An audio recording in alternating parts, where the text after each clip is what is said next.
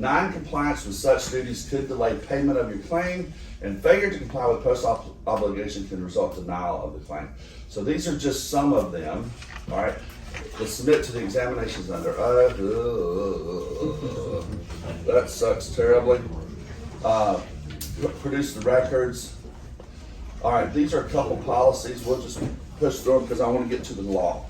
All right, so under Florida law, not complying with post obligations may be a material breach. Now let's talk about this.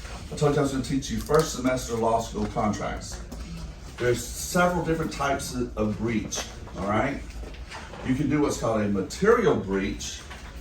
You can do what's called a breach or a non-material breach. Now, a material breach is detrimental to the contract.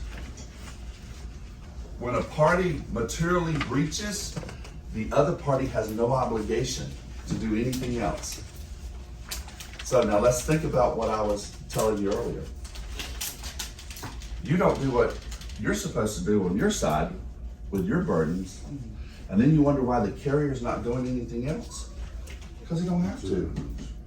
Because it's a material breach of the policy, and it may be fatal to the claim and grounds for what? For what? All right. I know that's strong, isn't it? But it happens. It happens all the time, and it can happen. But you need to just know this, right? So that you can prevent it. It's preventable. It's easy to prevent.